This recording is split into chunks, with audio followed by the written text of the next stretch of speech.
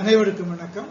அட்னைட் physics by யோடன் அப்படிங்கிற இந்த video சேனல்ல இன்றைக்கு நம்ம எலக்ட்ரானிக்ஸ் அண்ட் கம்யூனிகேஷன், தமிழ்ல எலக்ட்ரானியல் மற்றும் தகவல் தொடர்பு அமைப்புகள் அப்படிங்கிற பாடத்துல இருந்து 7வது கேள்வி நம்ம பார்க்கணும். நம்ம இந்த சேனல்ல இதுவரைக்கும் ஒவ்வொரு பாடத்திலையுமே 7 கேள்விகள் பார்த்திருக்கிறோம். மற்றும் +1 +2 ரெண்டுமா சேர்த்து 21 பாடங்கள் நம்ம +2ல கடைசி பாடத்துல பெரும்பாலும் கேள்விகள் நீட் எக்ஸாம்ல வர்றதில்லை.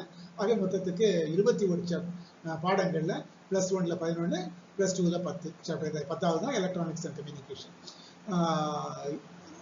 ஒவ்வொரு பாடத்திலையும் 7 கேள்விகள் மீது நம்ம பார்த்திருக்கிறோம். அப்போ மொத்தம் 147 கேள்விகள். இந்த 147 கேள்விகளும் ஆங்கில வழி இங்கிலீஷ் மீடியத்திலையும் பார்த்திருக்கிறோம், தமிழ் வழி தமிழ் மீடியத்திலையும் பார்த்திருக்கிறோம். அப்போ மொத்தத்துல நம்ம கிட்டத்தட்ட ஒரு ஏறத்தாழ 300 வீடியோக்கள் காணொலிகள் இந்த சேனல்ல இது வரைக்கும் போட்டிருக்கிறோம். இப்ப நம்ம இந்த வீடியோ முடிச்சதுக்கு அப்புறம் ஒரு சின்ன பிரேக் இருக்கும் நமக்கு. அதற்கு அடுத்தபடியாக 2வது ரவுண்டு 3வது ரவுண்டுன்னு சொல்லி டோட்டலா ஒரு 500 கேள்விகள். 500 கேள்விகள்னு சொன்னா மொத்தத்துக்கு தமிழ் வழியும் ஆங்கில வழியும் சேர்த்து 1000 காணொலிகளாவது போடணும் அப்படிங்கிறது என்னுடைய எண்ணம். எந்த அளவுக்கு அதற்கு இயற்கையும் இறைவன் ஒத்துழைப்பாங்க அப்படிங்கிறத நம்ம பார்த்துக்கலாம்.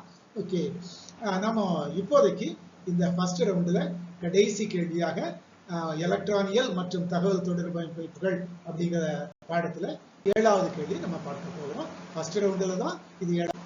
இந்த காணொலியில பார்க்கக்கூடிய கேள்வி என்ன சொன்னா, கீழ்கண்ட சுற்றுக்கு இணையான லாஜிக் கேட் எது? ஆட் gate, NOT gate, AND gate, NOT gate, NAND gate என்று 4 ஆப்ஷன்கள் செறிவுகள் கொடுக்கப்பட்டிருக்கின்றன. இதுல எது சரியான விடைகளை பார்க்கலாம். இந்த கேள்வி நீட் தேர்வுல 2022ஆம் ஆண்டு கேட்கப்பட்ட ஒரு கேள்வி. இதுதான் சர்க்கியூட். சுற்றுனா அர்த்தம் சர்க்கியூட் நமக்கு தெரியும்.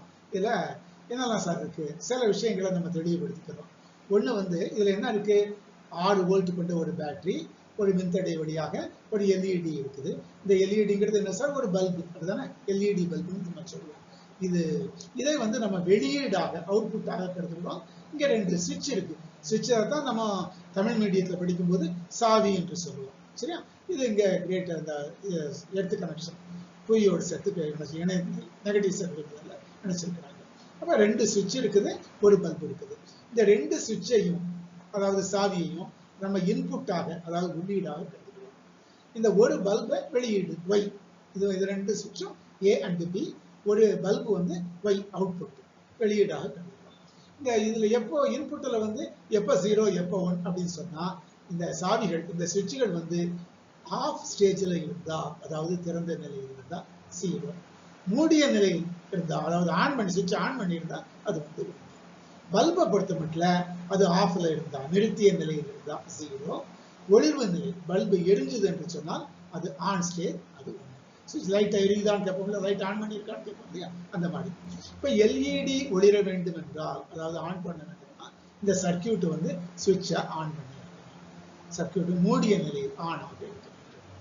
சர்க்கியூட் ஆஃப் நிலையில் திறந்த நிலையில் இருந்தால் எல்இடி ஒளிரும், நமக்கு தெரியும். ஆக எனவே இந்த 2 சாவி, இந்த ஒரு சுவிட்ச் இந்த ஒரு சுவிட்ச், 2 சாவிகளும் திறந்த நிலை என்றால், ஆஃப் ஸ்டேஜ் என்றால், இரு வெளியீடுகளும் 0 என்றால் எல்இடி ஒளிராது. அப்ப வெளியீடும் 0 தான். உள்ளீடு input A and B 0 0, LED output Y அதாவது எல்இடி ஒளிராது 0. அப்போ 0 0 0, A0 B0 Y0. அடுத்து எப்படி சார்? அப்ப இந்த பல்பு எரியணும்னா என்ன சார் செய்யணும்? ஒண்ணு இந்த சுவிட்ச் ஆன் பண்ணி இருக்கணும், அல்லது அந்த சுவிட்ச் ஆன் பண்ணி இருக்கணும், இல்லது ரெண்டுமே ஆன் பண்ணி இருக்கணும். அந்த பல்பு எரியணும்னு சொன்னா ஏதேனும் ஒரு சாவி, அதாவது ஏதாவது ஒரு சுவிட்ச் அல்லது 2 சாவிகள், 2 சுவிட்சுமே ஆன் ஸ்டேஜில் மூடிய நிலையில் இருக்க வேண்டும். அப்படி இருந்தா தான் பல்பு எரியும். அப்போ ஏதாவது ஒரு உள்ளீடு ஒன்னாக இருந்தால் பல்பு ஒளிரும். அது ஒன்று இருந்தாலும் சரி, 2மே இருந்தாலும் சரி. அப்போ மேற்கண்ட முடிவுகளை பட்டியலிட்டால் நமக்கு என்ன கிடைக்கும்? 2 சுவிட்சுமே ஆஃப், எல்இடி ஆஃப், 0 0 0. ஒரு சுவிட்ச் ஆஃப், ஒரு சுவிட்ச் ஆன், எல்இடி ஆன். ஒரு சுவிட்ச் ஆன், இன்னொரு சுவிட்ச் ஆஃப், எல்இடி ஆன். 2 சுவிட்சும் ஆன், 1 1, எல்இடி ஆன். 0 0 0, 0 1 1, 1 0 1, 1 1 1. இது என்ன சார், இதை பார்த்தாலே நமக்கு தெரியுது, இது ஆர் என்ற லாஜிக் கேட்டிற்கான உண்மை அட்டவணை ஆகும்.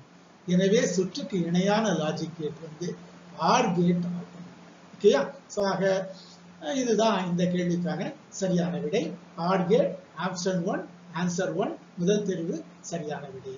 நான் முதல்லயே சொன்ன மாதிரி இதுவரைக்கும் நம்ம இந்த சேனல்ல 147 கேள்விகள் மல்டிபிள் சாய்ஸ் கொஸ்டின்ஸ் தமிழ் மீடியத்துல பார்த்திருக்கிறோம். அதுவே இங்கிலீஷ் மீடியத்திலையும் இன்னொரு 447 காணொளிகள் நம்ம போட்டிருக்கிறோம். மொத்தத்துக்கு கிட்டத்தட்ட 300 வீடியோவுக்கு பக்கத்துல நம்ம போட்டிருக்கிறோம். இனி இதோட இப்போதைக்கு ஒரு சின்ன பிரேக் எடுத்துக்கிறேன். அடுத்தது 2வது ரவுண்டு 3வது ரவுண்டு என்று நாம் பார்ப்போம்.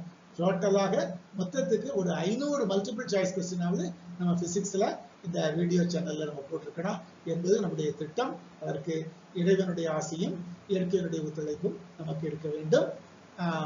இப்போதைக்கு இந்த ஃபர்ஸ்ட் ரவுண்டு முடித்து விடைபெறுகிறேன். அதுவரை அனைவருக்கும் நன்றி, வணக்கம்.